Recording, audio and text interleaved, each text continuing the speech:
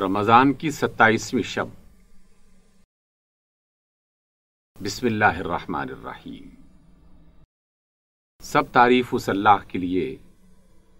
جو تمام جہانوں کا رب ہے،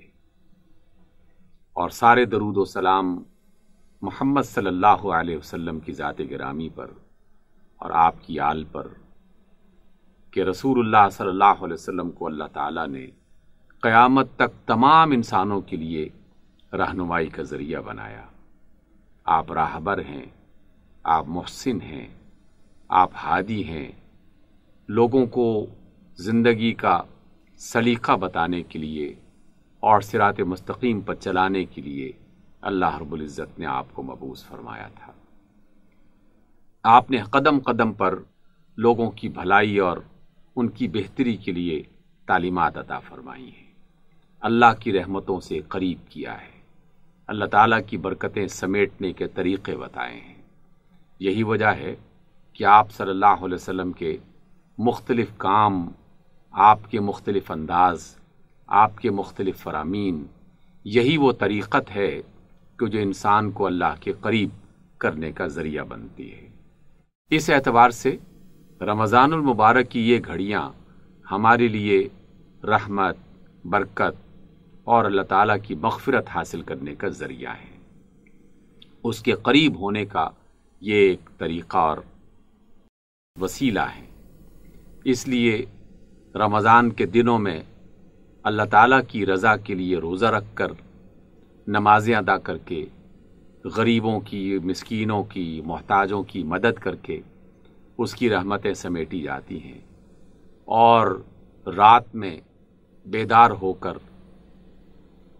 نوافل ادا کر کے، قرآن مجید کی تلاوت کر کے، اللہ تعالیٰ کی تسبیحات پڑھ کے، اس کے حضور اپنی دعائیں پیش کر کے، اپنی زندگی کی مختلف مشکلات اس کے حضور پیش کر کے اس کی قربتیں اور رحمتیں حاصل کرنے کا اہتمام کیا جاتا ہے۔ یوں تو رمضان کا ہر دن اور رمضان کی ہر رات باعث برکت ہے، اور اس میں ایک ایک عمل کا جو ثواب ہے کبھی 10 گنا ملتا ہے، کبھی 30 گنا ملتا ہے، کبھی 70 گنا ملتا ہے، کبھی 700 گنا ملتا ہے، اور کبھی بے حد و حساب ملتا ہے کہ جس کو کسی نسبت سے ظاہر نہیں کیا جا سکتا۔ اللہ کے رسول صلی اللہ علیہ وسلم کو یہ فرمان کہ اللہ تعالیٰ نے یہ فرمایا ہے کہ الصوم لی وانا اجزی بہ، کہ روزہ میرے لیے ہے اور میں ہی اس کا بدلہ دوں گا، یہ ایک لطیف اشارہ ہے کہ رب کائنات خود جتنی بڑی ہستی ہے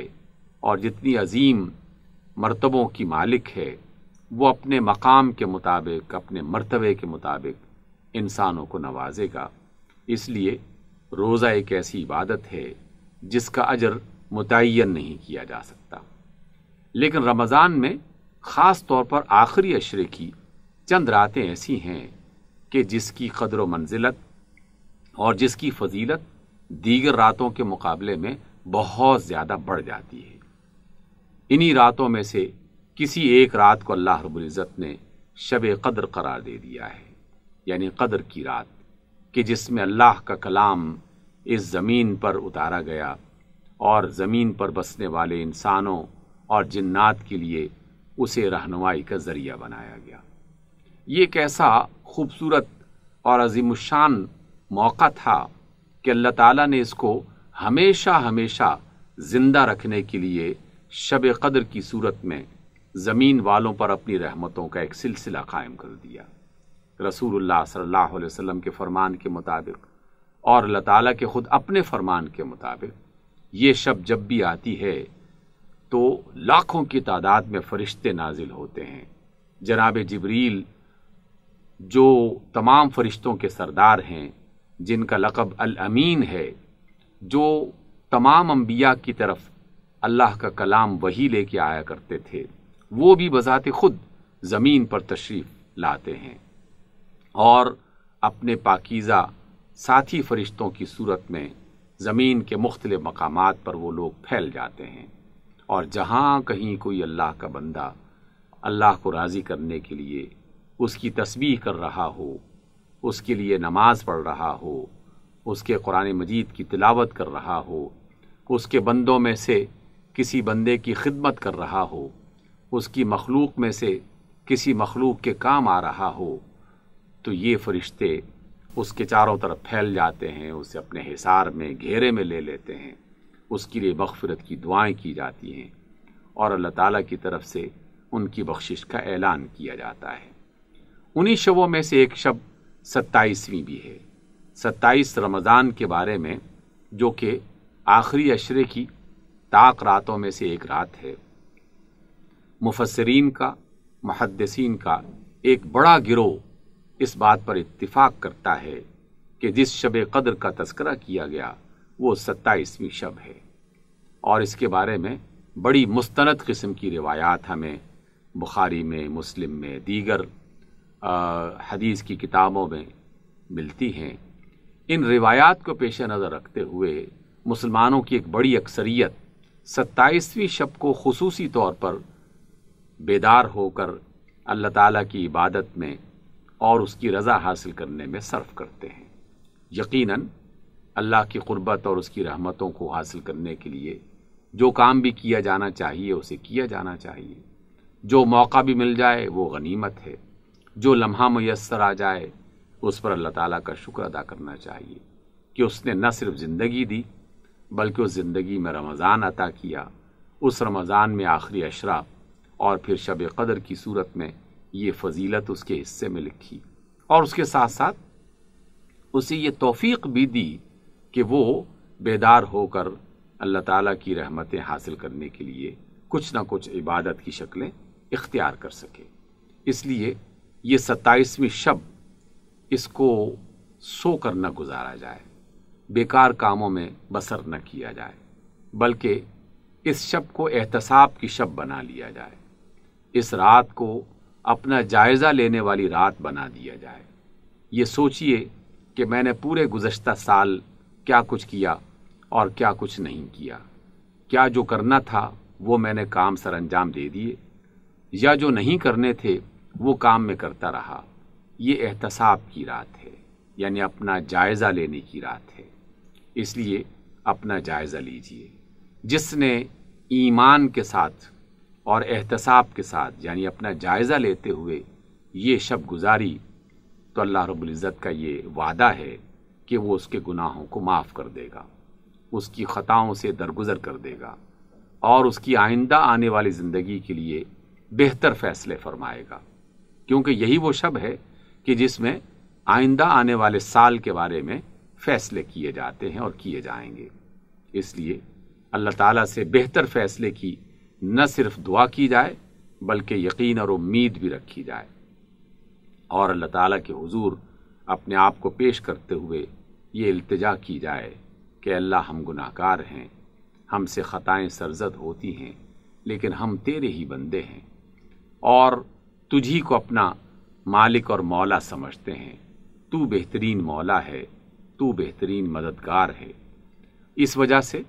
اپنے آپ کو تیرے حضور پیش کرتے ہیں، جس نے قیام کی حالت میں،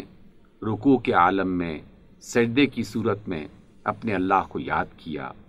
اپنے آپ کو اس کے حضور پیش کیا، اپنی خطاؤں اور اپنے گناہوں پر اس سے معافی طلب کی، تو وہ رب ایسے بندے کو بہت پسند کرتا ہے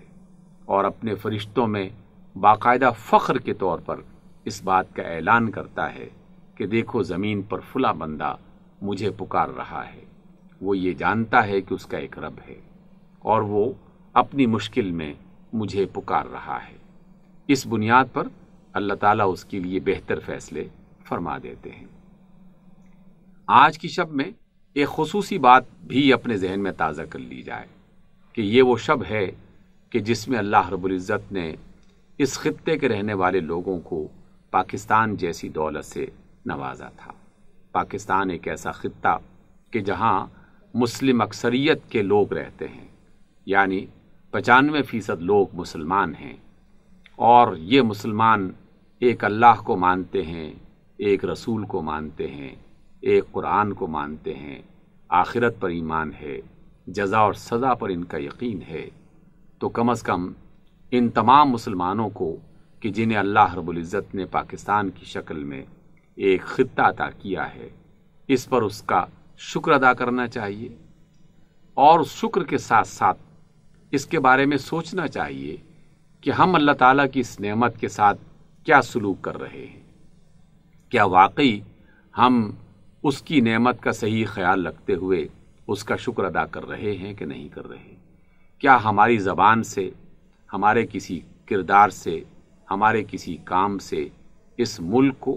اور اس ملک کے رہنے والے انسانوں کو نقصان تو نہیں پہنچ رہا۔ یہ ملک کہ جسے اسلام کے نام پر، اللہ کے نام پر، اللہ کے رسول کی محبت کے نام پر حاصل کیا گیا تھا، کیا ہم واقعی اللہ کو راضی کرنے کے لیے اس ملک کو اسی نہج پر چلا رہے ہیں، یا چلانے کے بارے میں سوچ رہے ہیں، یا بالکل دیگر ملکوں کی طرح جہاں پر کفر اور ظلم کی صورتیں موجود ہیں، ہم اپنے ملک میں بھی اسی ظلم کی صورتوں کو رائج کیے ہوئے ہیں؟ ہمیں اس کے بارے میں سوچنا چاہیے، کیونکہ اللہ تعالیٰ جہاں نعمت عطا کرتا ہے وہاں ناشکری کرنے والوں کو سزا بھی دیتا ہے۔ اس لیے اگر ہم نے پاکستان کی قدر نہ کی اور اللہ تعالیٰ کی اس نعمت کا شکر ادا کرنے کے لیے اس پاکستان کے لیے بہتر نہ سوچا اور بہتر نہ کیا، تو پھر اللہ تعالیٰ کا غضب بھی آ سکتا ہے، اور غضب موجود ہے۔ ہم جن مشکلات کا شکار ہیں، جن مصیبتوں میں مبتلا ہیں، اس کا سب سے بڑا سبب یہی ہے کہ ہم نے اللہ تعالیٰ کی اس عظیم الشان نعمت کی قدردانی نہیں کی، اس کے بارے میں یہ نہیں سوچا کہ جنہیں ایسے خطے میسر نہیں ہیں کہ جہاں وہ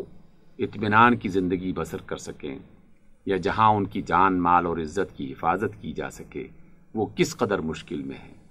اور اس وقت دنیا میں کئی ممالک ایسے ہیں کہ جہاں کے لوگ ایک ایک پانی کی بوند کو ترس رہے ہیں، ان کی جان، ان کا مال، ان کی عزت سب داؤ پہ لگے ہوئے ہیں۔ کشمیر کی صورتحال دیکھ لیجئے، شام، فلسطین، عراق، یمن اور بہت سارے ممالک، کیا کیا آفتیں نازل ہو چکی، اور ہم جن مصیبتوں میں مبتلا ہیں اس کے بارے میں اپنے کردار کے حوالے سے ضرور سوچنا چاہیے۔ تو 27ویں شب جہاں آپ اپنے لیے، اپنے بچوں کے لیے، اپنے کاروبار میں اضافے کے لیے دعائیں کریں، وہاں اس ملک کی سلامتی کے لیے بھی دعا کریں۔ نہ صرف دعا کریں بلکہ اپنے آپ میں یہ تہیہ کریں کہ کم از کم میرے کردار سے اس ملک کو نقصان نہیں پہنچے گا، اور جو نقصان پہنچانے والے افراد ہیں اور جو لوگ ہیں، میں ان کا مقابلہ بھی کروں گا، اور اس ملک کی سلامتی کے لیے جو بھی ممکن ہو سکے وہ میں کام سر انجام دوں گا۔ اس طریقے سے اگر ہم نے یہ شب گزاری تو اس بات کی توقع ہے کہ اللہ رب العزت ہم پر رحم فرمائے، ہمارے لیے بہتر فیصلے فرمائے، اور اس ملک کو موجودہ مصیبتوں سے نکال کر آئندہ آنے والی آفتوں سے محفوظ رکھے۔ اللہ تعالی ہمارے لیے رمضان کو باعث برکت بنائے، اس کی شبوں کو باعث برکت بنائے، اور خاص طور پر شب قدر کی نعمت سے ہمیں محروم نہ کرے، ہماری خطاؤں کو معاف کرتے ہوئے اس ملک کی سلامتی کے لیے ہمیں کردار ادا کرنے کی توفیق عطا فرمائے۔ آمین۔